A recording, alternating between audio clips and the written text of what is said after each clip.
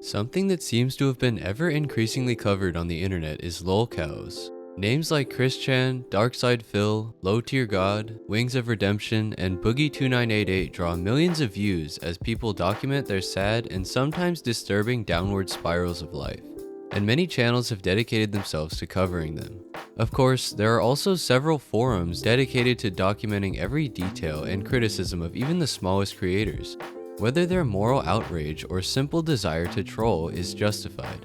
I've always been intrigued by lolcows and those who seem to be so dedicated to trolling them. People who are so adamant to continue their online careers despite the obvious negative consequences, and those who refuse to let up on them no matter how low they seem to sink. I want to know what goes through the heads of these people, and what can possibly lead to either party behaving the way that they do. I've also come to know that the image we usually associate with lolcows and trolls has changed dramatically since the coining of these terms. Many have explored the mindset of lolcows and how they can't seem to bring themselves to give up on their online presence. But for this video, I want to focus on my research regarding the origins of the term lolcow, the history of trolling, and the psychology behind why someone would troll others online. So stick around as I visit some of the major examples of the behaviors in question, old relics from a past era of the internet, and real psychological research surrounding the phenomenon known as internet trolling.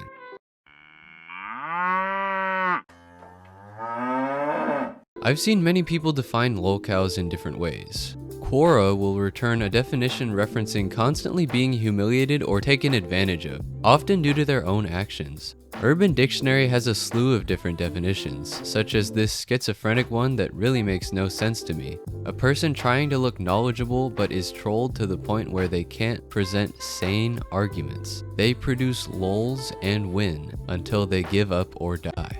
Anyway, I saw the word being applied to a lot of things, like sports teams, which I thought was interesting, though I guess I was just applying my chronically online internet headcanon onto the word. Anyway, the main features of the definition usually include that a lot of people laugh at them, sometimes troll them, and that they are pathetic and usually not self-aware. Those are definitely all points I think most of them share. I've also seen YouTubers like Turkey Tom say that they simply cannot change or take advice, or really do anything productive to turn their lives around. Really not going to be changing these character traits, this far into his life. And that's such a problem. This unwillingness to change is the next thing I really want to hit on. A lolcow is someone who will be staring down the barrel of a gun, and you will tell them not to press the trigger, and every single time they'll be like, well, I just have to, and they will press it over and over again. They will shoot themselves in the foot, in the face. They will stub their toe on purpose. You'll tell them not to hurt themselves again, and they will shove their foot right into a wall and jam their toe right in there. And this is also a very important point.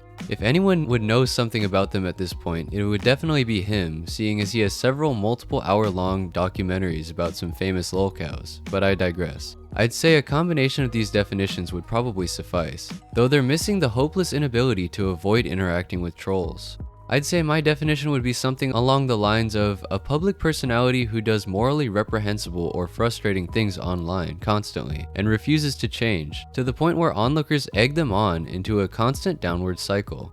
I could probably add another note that negative attention towards them eclipses their own online presence. But these definitions and the faces that are associated with them weren't always what this word meant. Way back in the olden times of 2013, a lolcow was just someone who became aggressive with words on an internet forum, and a troll was just someone who provoked this reaction. I made this discovery from The Digital Media Reader by Jonathan Bishop, and the chapter in which I found it is a weird schizophrenic account of the author spending a month learning how to speak to spastic 4chan users in order to research Anonymous. And it was in this chapter where I found some very interesting pieces of information, such as that doing something for the lols is akin to schadenfreude, or pleasure derived from the misfortune of others. There's something innately beautiful to me about analyzing lols so deeply. Brings a tear to my eye. This is what real journalism used to look like. Anyway, the author also goes through an account of the incident that inspired this chapter of the book, Anne Hero and the Trolls. The story goes that a young boy tragically committed suicide and was mourned by friends and family on MySpace.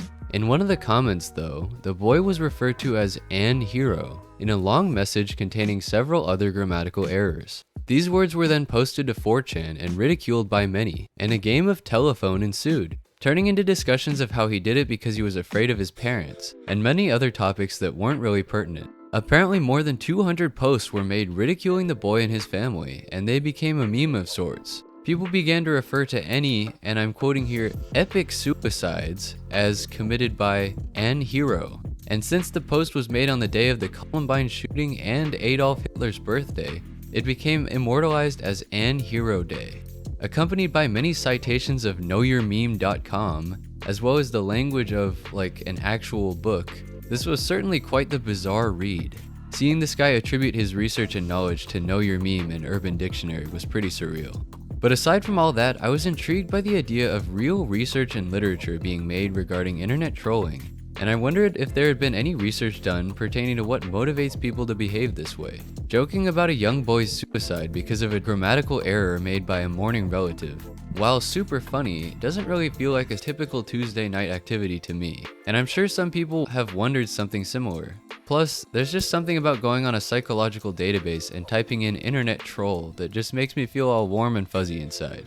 So let's take a peek into some of the research that's been done regarding internet trolling behavior.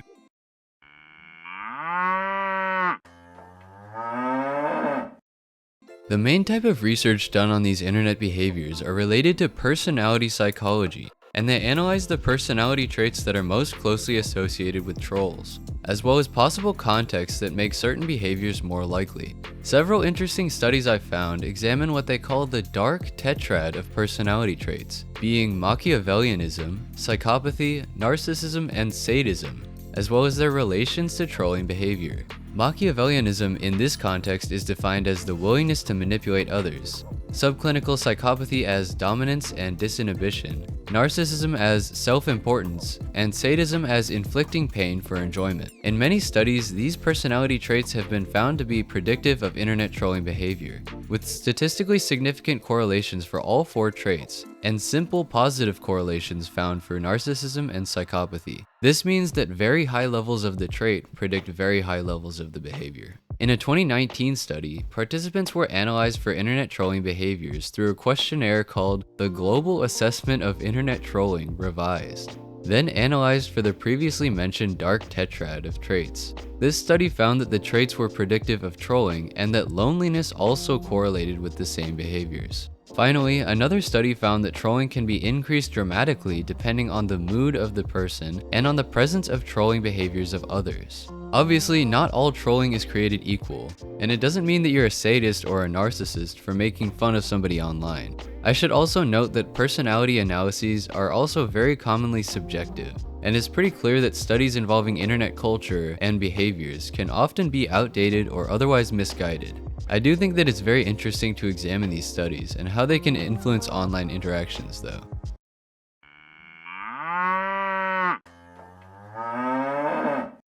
There seems to be a bit of divide between those who want to troll lolcows and get their moral retribution, and those who want to sit back and observe from afar, or just make fun of them and document funny instances. This difference is illustrated in multiple definitions of a term called A-logs, coined in reference to the Christian troll Anthony Legato, which basically just means overemphasizing the crimes of the lolcow, or being worse than the lolcow themselves. The first of the two definitions is a term used to describe one expressing disproportionate levels of hatred for someone, often including wishing them physical harm, usually for perceived crime they are guilty of.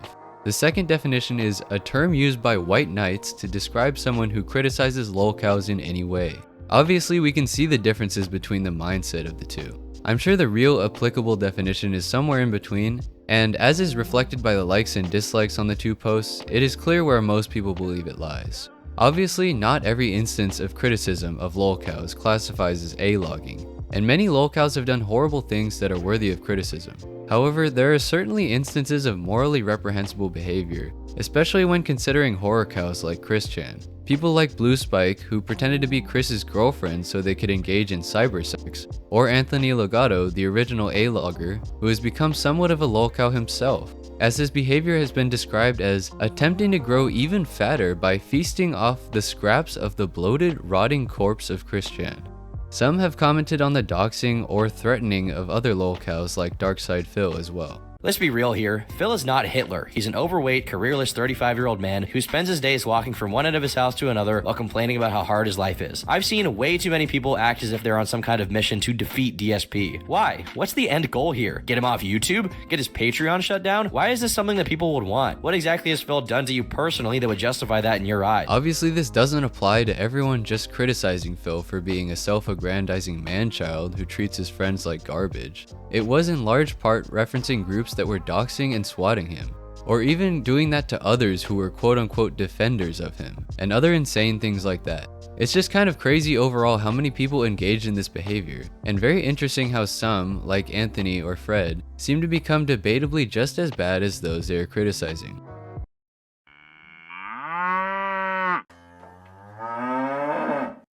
It should be pretty obvious, but I'm not referring to simply people documenting the behaviors of lolcows, or making valid criticisms of their behavior. Nor am I implying that any of the dark tetrad of traits apply to the majority of internet trolls. I just think it is very interesting how far the definitions of trolls and lolcows have come since the earlier internet eras, and wanted to explore any literature that can be found on the topic.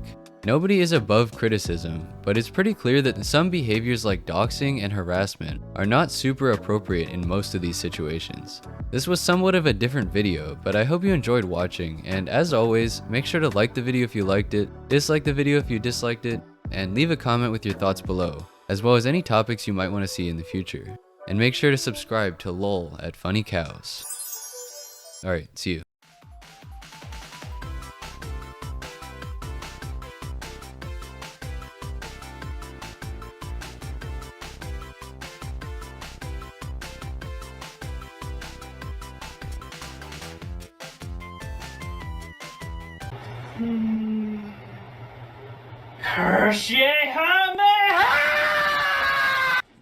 What's up with the DPs and neutral that ain't f***ing X?